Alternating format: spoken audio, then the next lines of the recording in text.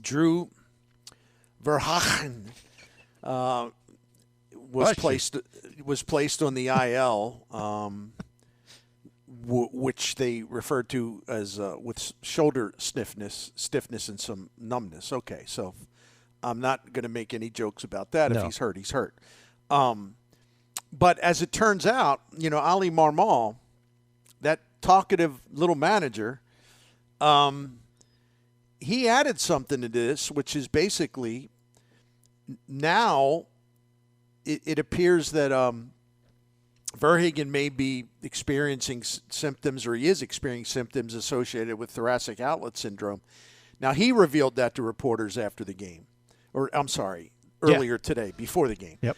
So Drew Verhagen had a conversation with the reporters, and he said, basically said, I'm concerned it could be thoracic outlet syndrome, and it certainly sounds like it. A lot of numbness and coldness in his fingers, stiffness in his shoulders, and so he's going to be looked at more closely for that. But the thing that bothers me about this is that Verhagen or Marmol told reporters that Verhagen told him about the symptoms of thoracic outlet syndrome. He didn't tell him about it yesterday before the game in Milwaukee. He told him about it after the game. Now, if you're seriously, you're not doing the team any favor by pitching with your hand and you really have no feel for the baseball. This is not meant as a cheap shot, this part, what I'm about to say. You're struggling enough as it is. You're not getting people out. You're giving up home runs and walking people. Without numbness in your hand and fingers, I think you got to go to those people that you work for and tell them what's going on, so they don't bring you into the game where you're going to be even more susceptible to having a bad outing. So that's really bad that he did that. Yeah, you have to be. Well, it's back to something Derek Gould said. We started the conversation about giving the opportunity to Jack Flaherty. He said, well, they need to build a trust between the Cardinal pitcher and the staff. And if he says he's good to go, then you got to, put some faith in him. Well, that hasn't worked. This is a similar thing. Faith in the guys to let management know, or the coaching staff know, hey, things aren't well. You have to have a little trust there. So that's two instances, Bernie, where it's kind of like, maybe rethink a little bit of this with the decision process on, do we think this guy's all right or not? That's just, I don't know. Communication's got to be better. Yeah, and the whole trust thing is interesting to me, especially with pertaining to Flaherty. Like, I don't know why they felt they should trust him. And the other thing isn't trust saving or protecting? Don't you build trust by protecting a pitcher from himself? Where like you can tell, look, he needs a little more work. And you can be mad at me, Jack, but I'm just telling you, we're all going to be happier if we just get you some more work before you pitch in the major leagues.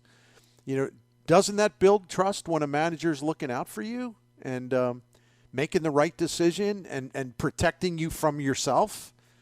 There's a lot of ways to build trust. Letting a guy do whatever the hell he wants when he's not ready to pitch in the major leagues, I don't see how that builds trust. To me, that builds an idea of like, well, you can go in there and talk Ali in anything. That's what that says to me. Yeah. That's dangerous. It is, because that's, again, I've said this before. I'm looking forward to the day when there's a manager in the office that doesn't feel a big part of his job is to appease the players, even at the expense of the entire team. I mean, Matheny, Schilt, I'm gonna hold off on Marmol, although he did that in the case of Flaherty. He appeased him at the expense of the team. I don't know what it is. I don't know. I know baseball's so hugely important, St. Louis, and I know that there's always one whipping guy. There's always one guy that the fans hate, and they're vicious towards him, but everyone else is a god. And so I think managers know that. I think they're almost intimidated by their own players here. I know that sounds strange. I think there's a little something to that. And I think that'll get better when the Cardinals do sort of move in a new generation. When Wainwright is retired and Molina's retired, Pujols is retired. I think it'll sort of give a manager, even this manager, a fresh start, because there's been a little bit of a precedent set, where some of the real prized veteran guys, call the shots. Yeah. And they can be intimidating, Absolutely. That's with most teams like that. Yeah. Now, Goldschmidt's not that kind of guy. That's why he's such a great Cardinal and a great dude and a great teammate. He doesn't Bigfoot anybody. I don't think Arenado does either, but Arenado will say what he thinks. There's nothing wrong with that either. It's one thing to tell the manager what you think rather than telling the manager what he should do. Those are two separate things, So anyway, I just wanted to get that off my chest again.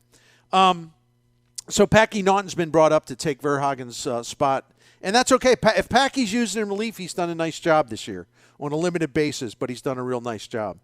Let me see what else we had today. Oh, Mo had to meet the president of baseball operations session, and a couple of things jumped out there.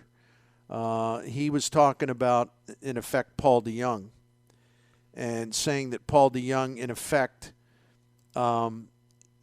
is in a Wally Pipp situation because, now that some other guys are playing, it's like he's sort of, caught.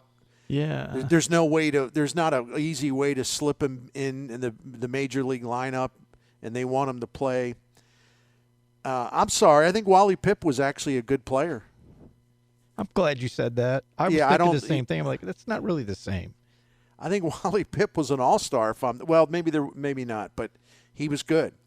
So the point being is that, he's talking about DeJong and saying it's like a Wally Pipp, implying in a way that, well, he's doing his part, except other guys that we've put in there are doing better, so we have to stay with them. But the thing of it is DeJong really doing his part? Again, he had that 10 to 12 day spree where he was just killing it. But that's the only time he's hit when he's been in Memphis. It was just a binge that lasted 10 days, 11 days, 12 days, something like that. I don't have it in front of me. It was a binge. He hit like 9 home runs. And then it looked like, well, look, he's probably going to barge his way back up here, a guy hitting like that. But since that hot streak, he's 5 for 37 with a bunch of strikeouts. He's hit 135. So, and for the season, granted, season as in AAA Memphis, he does have a good slugging percentage, 476, but that all was done in a a 10 to 12 day period. He's hitting 218 on the season in Memphis. His on-base percentage is 267. I mean, that ain't Wally Pipp, Mo. No. That's the same guy you sent down because he can't hit in the big leagues anymore. He may be a little better down there. And, yeah, when he was hitting a home run every day for about 10 days straight, or it seemed, yeah, me and many others were saying, well, geez, he looks like he's going to force them to make a decision. He's going to force them to, bring him back up again. And then he cooled off just like that. So I don't know. They don't really need to explain anything. They don't have to bring him up. They don't have to do anything. He's the one that has to show that he really is improved. And I'm sorry, man, but when you're hitting 218 in AAA and your on-base percentage is 267 in AAA, you're not there. You're not even close to being worthy of bringing back up unless there's an injury or something because he can play defense. Yeah, he's not worthy of a promotion back to the big leagues. We just got to be honest about this. I'm there with you. At this point, I don't see any scenario he is here this year, knowing that everybody injuries. That would be the only one. It would have to be some pretty serious injury issues at this point, but it's possible.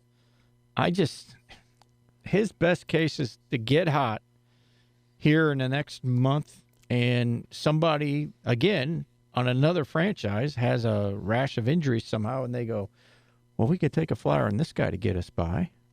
Right. You know, that and the Cardinals at that point, I would hope would go, yeah, we need to give him an opportunity somewhere else to play. And we can move those dollars because they're stuck with that contract for a while. And if he would really want to bang his way back to St. Louis, if he really gets on a roll and he stays on a roll and he's getting hits, he's drawing some walks, he's not striking out as much. I mean, he's got a lot of stuff he's got to get better at. Yep. Yeah, there could be a path back, and the path, of course, involves Edmundo Sosa. He's only had like 23 plate appearances in June. He's only started like 4 games in June. I mean, he's basically disappeared. Yep. And from the rotation, and when he has started a game this year, Edmundo Sosa, 21 starts, he's hitting .203. He's got a .244 on base. That's just awful. And his slugging percentage is .230, which is just absolutely awful. So Sosa has been just as bad offensively as DeYoung was before they sent him down. Sosa's a good fielder, as is DeYoung. But DeYoung, Sosa can play second base. He can play third base. We know that. Yep. We know that in the past, DeYoung did play second base. He did play a little third base. He would have to do it again. And I assume that he would be fine because he's a smart guy defensively and he positions himself well. He's got good hands, a good arm. But he would have to show that he can play second and third without much of a problem. So there is a path.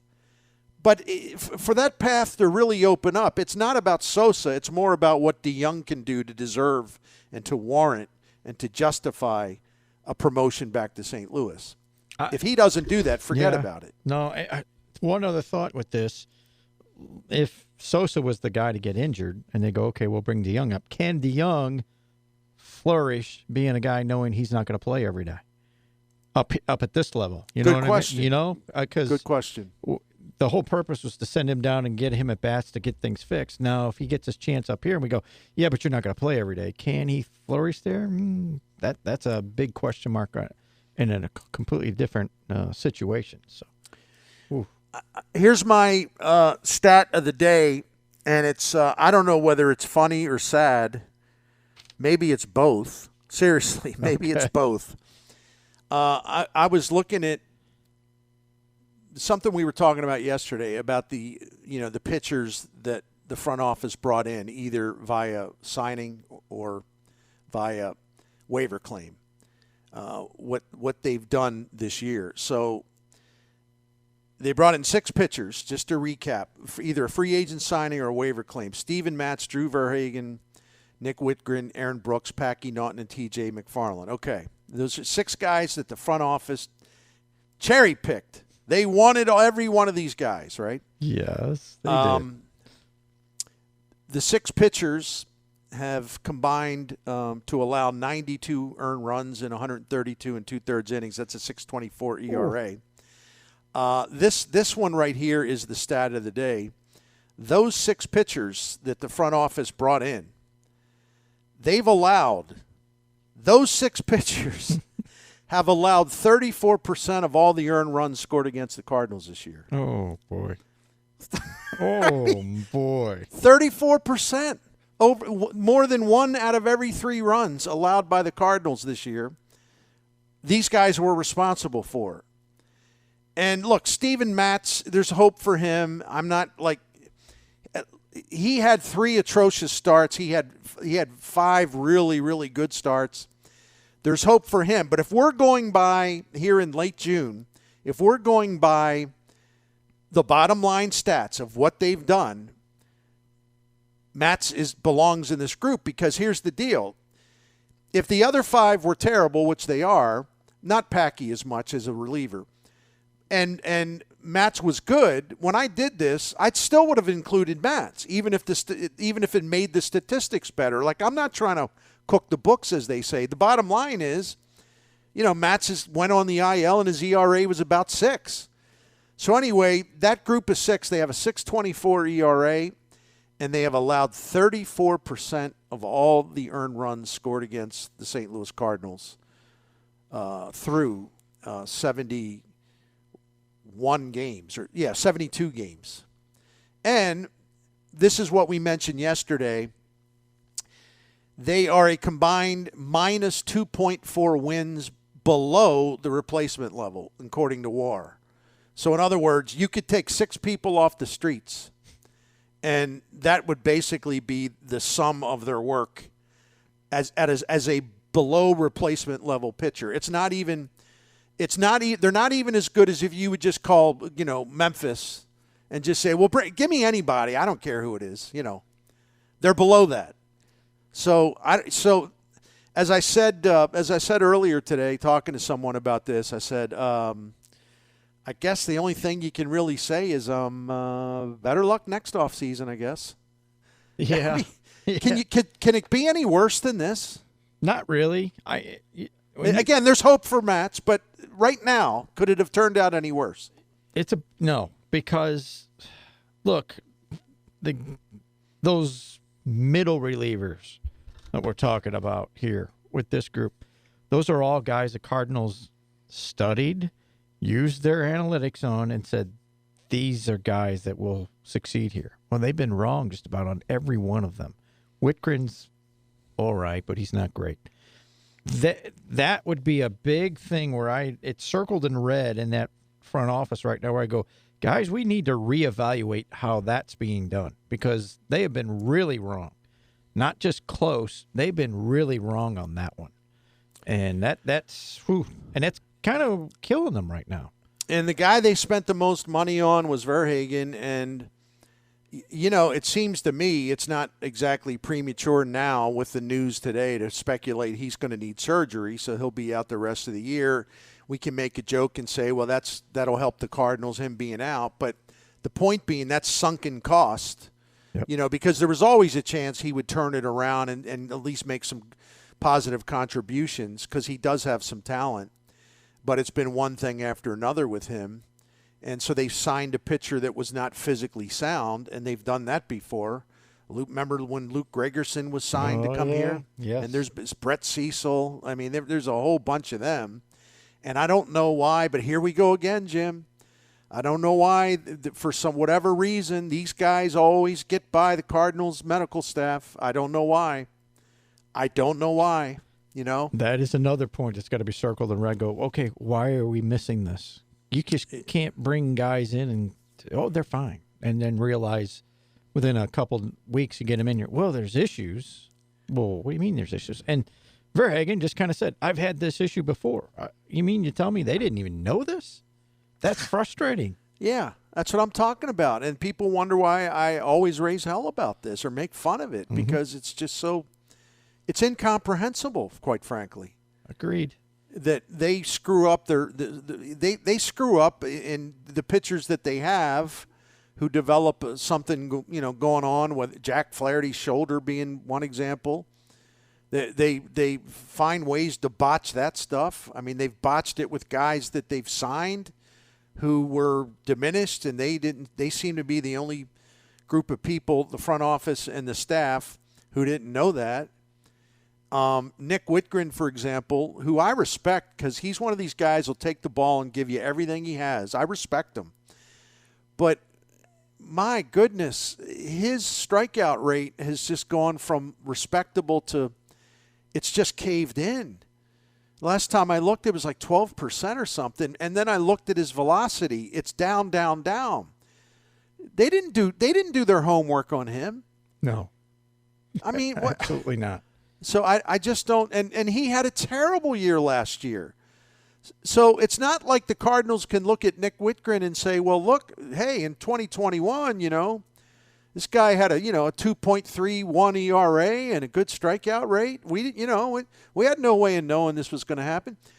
All you got to do is look at his numbers last year. Go to Baseball Reference, and you can see the warning signs. I mean, the sirens are going off. and they're like, oh, hey, we really like him. He's a workhorse. Well, workhorses aren't any good if the work they're doing is terrible. They're falling down all the time or whatever. Their spirit might be willing, but it ain't there anymore. I don't know what to say anymore. There's just it's very, very frustrating. Should we take a break and then come back? Yeah, we can do that one more time and get ready to wrap up the show tonight. And let me tell everybody, listen, it's cooled off a little bit. Get on out of your homes. Get on out of your homes. Go out and do something, right? How about watching some Cardinals baseball at Friendly Sports Bar and Grill in South County this weekend?